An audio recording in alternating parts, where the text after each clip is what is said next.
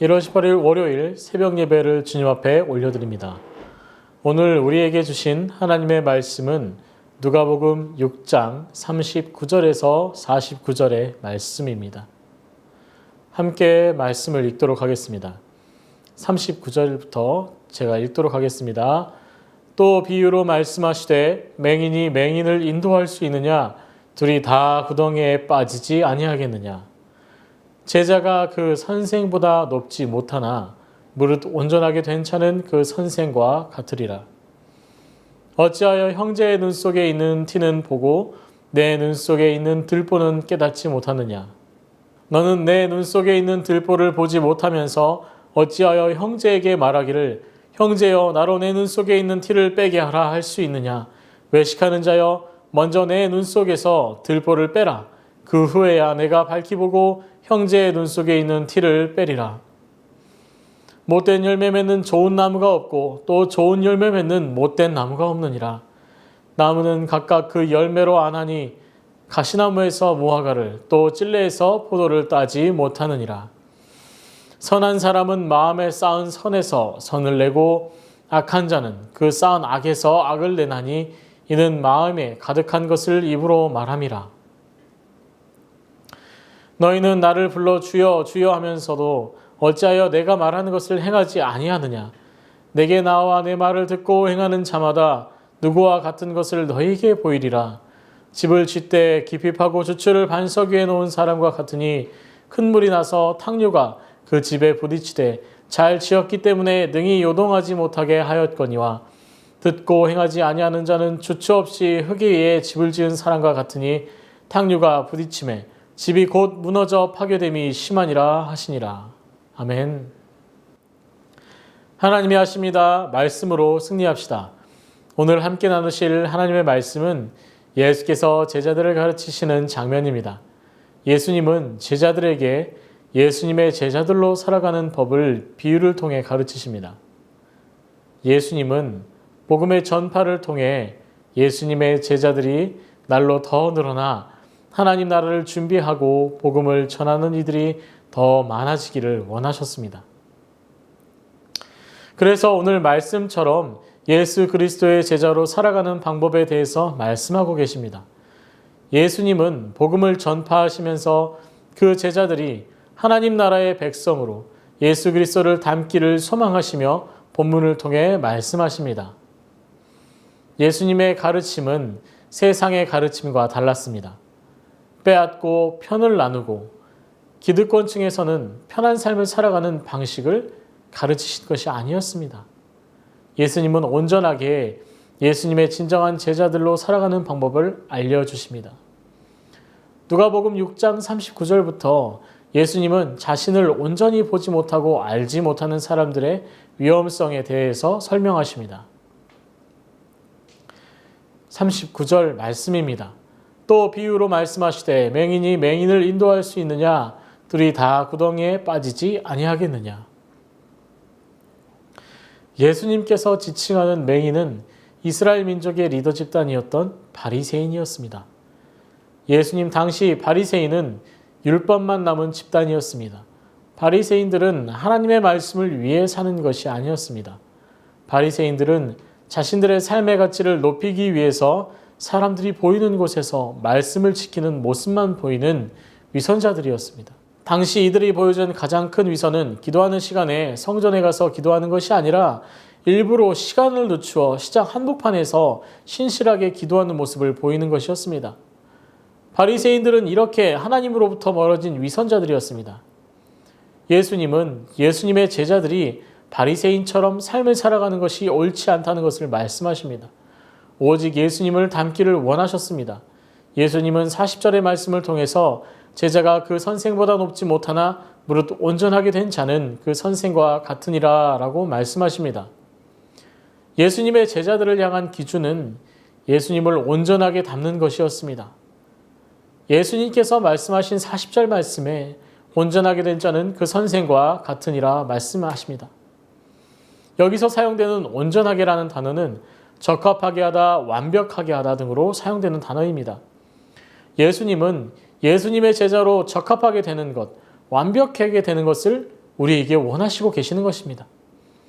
예수님을 완벽하게 닮기 위해서는 내가 가지고 있는 다른 사람에 대한 생각들을 바꿔야 합니다. 예수님은 형제의 눈 속에 티는 보면서 자신의 눈에 들어있는 들보는 보지 못하느냐 말씀하십니다. 예수님의 말씀을 듣고 있던 당시의 제자들과 모여있던 사람들도 지금의 우리처럼 상대방을 평가하고 판단하는 모습들이 있었습니다. 예수님은 이러한 상황에 대해서 바뀌어야 할 부분이 상대방이 아니라 지금 그 사람을 보고 있는 나라는 것을 볼 수 있도록 말씀하고 계십니다. 예수로 하나 된 복음의 공동체인 교회는 예수님의 제자된 삶을 살아가는 공동체입니다. 그렇게 예수님은 믿음의 공동체, 그 안에 나 자신을 볼 수 있어야 한다라고 말씀하십니다. 예수님께서는 형제의 눈에 티끌을 보지 말고 자신의 눈에 들보를 보라는 것은 내가 죄인이며 구원받은 사람으로서 하나님의 사랑을 체험한 사람으로 상대방을 내 생각으로 판단하지 말라고 말씀하시는 것입니다. 예수 안에 구원을 누리는 모두가 하나님의 사랑의 빛을 지고 살아가고 있음을 알고 그 사랑을 서로에게 실천하라는 것입니다.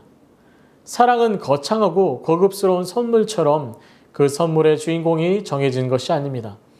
하나님께서 사랑으로 아무 조건 없이 우리를 죽음과 죄악에서 구원하신 것처럼 조건 없이 돌보며 안부를 건네며 생명을 붓는 행동임을 꼭 명심하시길 바랍니다. 예수님께서는 우리도 조건 없이 우리 주변의 사람들을 맞이하며 또 함께 하나님의 사랑을 나누시기를 원하십니다. 우리 공동체가 그렇게 사랑 안에 있으며 사랑으로 충만할 때 온전한 예수 그리스도의 공동체요 예수님을 완전하게 닮아가는 성도가 될 것이라는 것을 소망하시길 바랍니다. 예수님께서는 계속해서 좋은 열매의 비유를 통해서 좋은 나무에서 좋은 열매가 열리는 것, 못된 나무에서 못된 열매가 맺히는 것을 비유로 말씀하십니다. 가시나무에서 무화과를 얻을 수 없습니다. 찔레나무에서 포도를 얻을 수 없습니다. 마찬가지로 우리의 마음도 그러합니다. 우리의 마음 가운데 온전한 선함과 사랑과 하나님의 말씀으로 충만하다면 그 충만한 것이 밖으로 흘러나가는 것이 옳습니다. 맑고 투명한 유리컵에 잉크를 가득 흘려보내면 그 잉크는 계속해서 유리컵을 넘어 바닥을 더럽히게 됩니다. 하지만 맑고 투명한 유리컵에 잉크를 가득 흘려보내면 그 잉크는 계속해서 유리컵을 넘어 바닥을 더럽히게 됩니다. 하지만 맑고 깨끗한 물은 투명한 유리컵에 흘려보내면 그 잔 안에는 깨끗한 물이 충만해지고 또 흘러넘치게 됩니다. 우리들의 일상을 돌아보고 생각해보면 당장 우리의 모습 속에 하나님의 말씀으로 충만한지 하나님의 사랑으로 충만한지에 대한 결과들이 보입니다.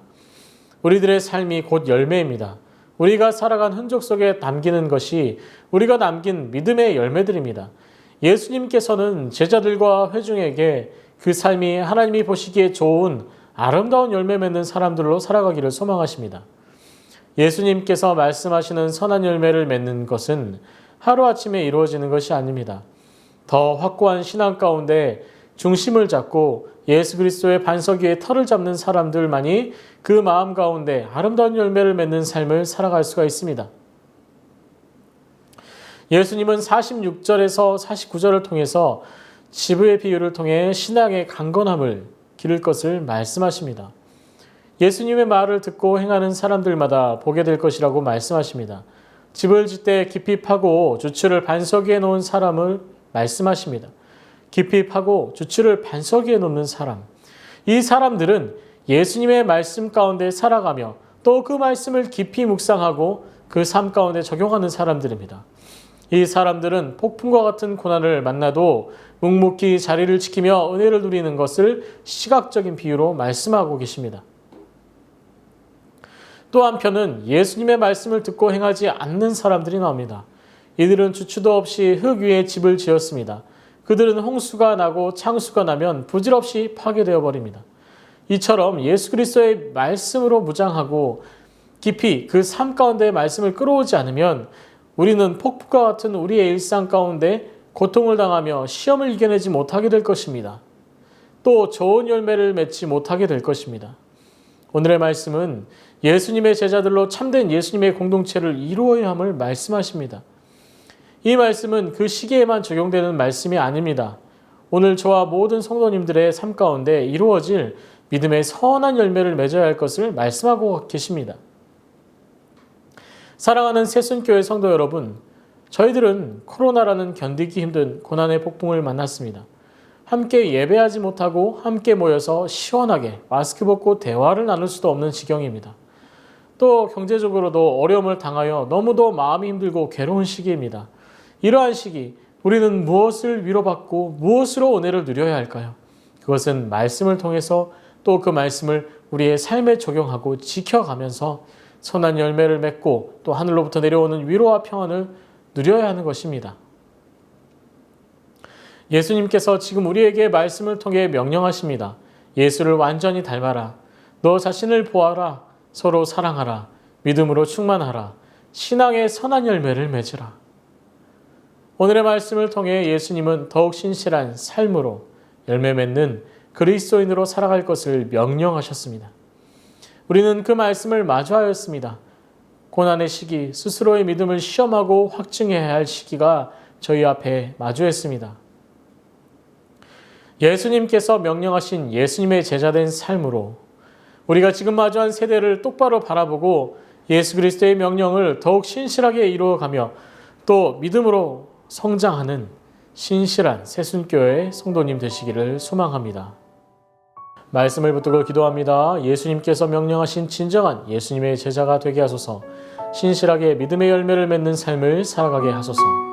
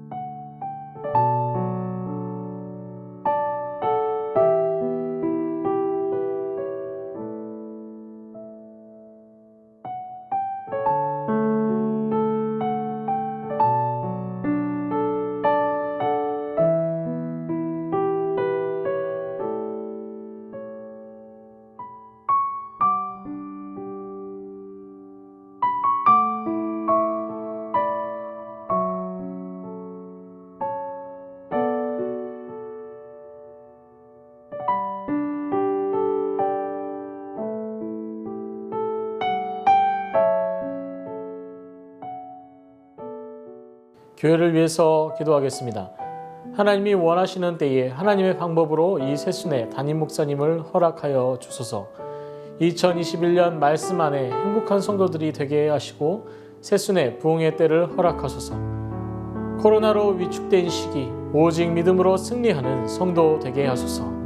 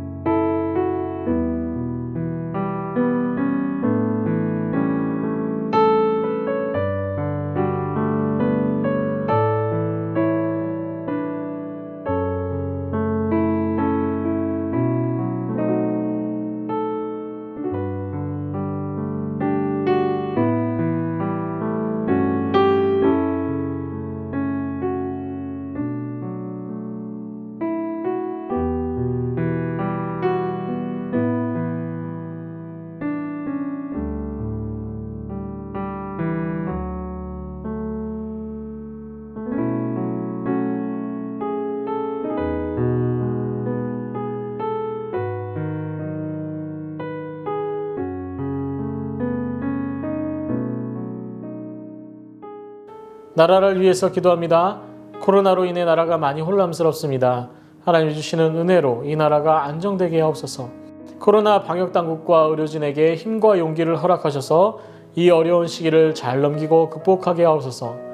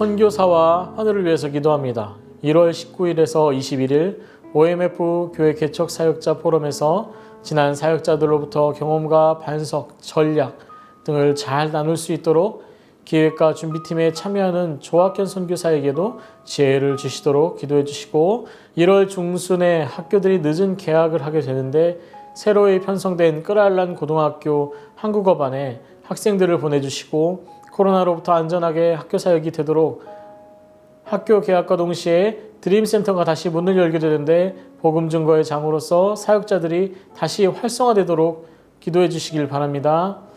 이 시간 환호를 위해서 기도합니다. 강인혜 집사님, 정인 집사님, 김영자 권사님, 김찬준 집사님, 정순금 권사님, 김봉남 권사님, 조금열 집사님, 안행순 집사님, 김도아 성도님, 최혁기 성도님을 위해서 기도하실 때 하나님의 치유의 광선이 이 아픈 자들의 환부를 적시고 덮어서 빠른 치유와 회복이 일어날 수 있게 달라고 기도하시길 바랍니다. 기도하시겠습니다.